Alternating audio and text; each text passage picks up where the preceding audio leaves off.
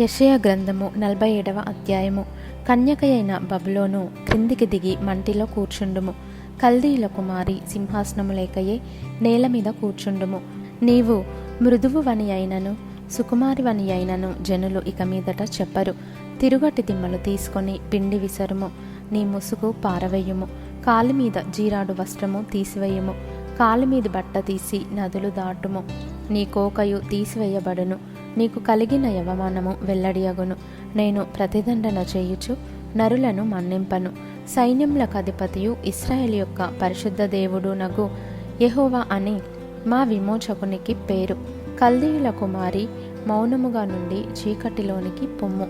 రాజ్యములకు దొరసాని అని ఇక మీదట జనులు నిన్ను గూర్చి చెప్పరు. నా జనుల మీద కోపపడి నా స్వాస్థ్యము నపవిత్రపరచి వారిని నీ చేతికి అప్పగించి తిని, నీవు వారి యందు కనికరపడక వృద్ధుల మీద నీ కాడిమ్రానును మిక్కిలి బరువుగా మోపితివి. నేను సర్వదా దొరసానినై యుందునని నీవనుకొని వీటిని ఆలోచింపకపోతివి. వాటి ఫలమేమవునో మనస్సునకు తెచ్చుకొనకపోతివి. కాబట్టి సుఖాసక్తురాలవై నిర్భయముగా నివసించుచు, నేనే ఉన్నాను, నేను తప్ప మరి ఎవరునూ లేరు, నేను విధవరాలనై కూర్చుండను, పుత్రశోకము నేను చూడనని అనుకొనుచున్నదానా, ఈ మాటలు వినుము. ఒక్క దినములోగా, ఒక్క నిమిషముననే పుత్రశోకమును వైధవ్యమును ఈ రెండును నీకు సంభవించును. నీవు అధికముగా శకునము చూచినను అత్యధికమైన కర్ణపిశాచ తంత్రములను నీవు ఆధారముగా చేసుకొనినను ఆ అపాయములు నీ మీదికి సంపూర్తిగా వచ్చును. నీ చెడుతనమును నీవు ఆధారము చేసుకొని ఎవడును నన్ను చూడడని అనుకొంటివి. నేనున్నాను, నేను తప్ప మరి ఎవరునూ లేరని నీవనుకొనున్నట్లుగా నీ విద్యయు నీ జ్ఞానమును నిన్ను చెరిపివేసెను. కీడు నీ మీదికి వచ్చును, నీవు మంత్రించి దాన్ని పోగొట్టజాలవు. ఆ కీడు నీ మీద పడును, దానిని నీవు నివారించలేవు. నీకు తెలియని నాశనము నీ మీదికి ఆకస్మికముగా వచ్చును.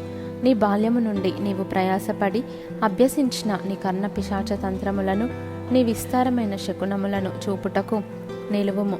ఒకవేళ అవి నీకు ప్రయోజనములగునేమో, ఒకవేళ నీవు మనుషులను బెదరింతువేమో.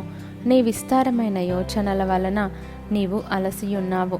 జ్యోతిష్కులు, నక్షత్ర సూచకులు, మాసచర్య చెప్పువారు నిలువబడి నీ మీదికి వచ్చినవి రాకుండా నిన్ను తప్పించి రక్షించుదురేమో ఆలోచించుము. వారు కొయ్యకాలు వలె నైరి, అగ్ని వారిని కాల్చివేయుచున్నది. జ్వాల యొక్క బలము నుండి తమ్ము తాము తప్పించుకొనలేకయున్నారు. అది కాచుకొనుటకు నిప్పు కాదు, ఎదుట కూర్చుండి కాచుకొనదగినది కాదు.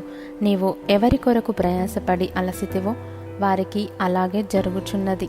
నీ బాల్యము మొదలుకొని నీతో వ్యాపారము చేయువారు తమ తమ చోట్లకు వెళ్ళిపోవుచున్నారు. నిన్ను రక్షించువాడొకడైనా నుండడు.